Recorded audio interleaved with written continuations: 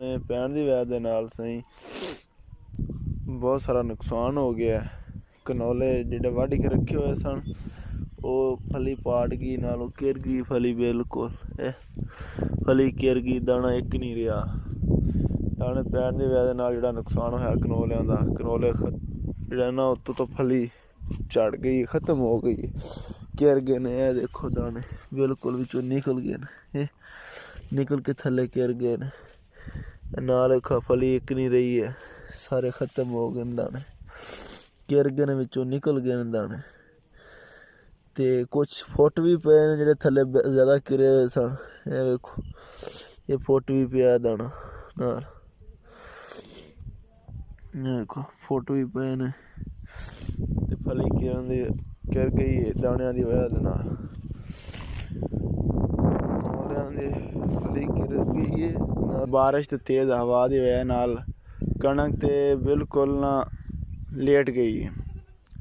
इंदे च ना फल बहुत कम पैना है दाना। अल्लाह ताला करम करे। कई थां ते दाने पे हुए हैं औले, ते कई थां ते तेज़ हवावां ते बारिश दे नाल फसल जिहड़ी है ना वो घिर गई, तबाह हो गई। ਜਿਹੜਾ यार कनौला वड्डिया इहदा की सूरत हाल आ? कोई नहीं यार, सूरत हाल ये सारे ख़त्म हो गया, गल गया बारिशां पै के। वेखो इहदा सारा भुरदा जान दिया, ख़त्म होया खलोता जिवें जनाब। ते अल्लाह खैर करे सी, ये तो भुरदा जान दिया तेज़ हवावां नाल ते बारिशां नाल। ये तो विचों फली घिरदी जान दी यार। देख जनाब मारा, देख कितना नुकसान होया है फसलों का, सारियां ना ख़त्म थी गई यार।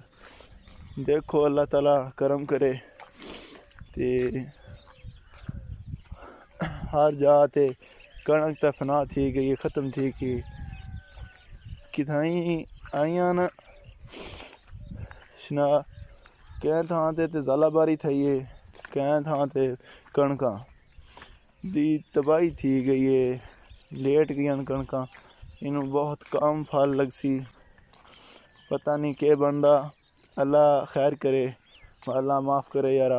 रात की जी बारिश आई है ना, उन्होंने शना बड़ा ज़्यादा फसलों का नुकसान होया है। गंदम जी गिर गई है, उन्होंने तो दाना ख़त्म हो गया सी उन्हें। अल्लाह खैर करे, अल्लाह ताला सानू माफ़ करे। करनी चाहिए फसलों के जानवरों से, हर शय ते अजाब आ रहा है, इंसान उत्ते अल्लाह ताला दा अजाब है यार। कणकां लेटियां पईयां, के करा यार इन्हां कणकां ना, हत्था ना कपा, दसना ना यार, दसिया था ना, हत्था ना कपा यार इनू।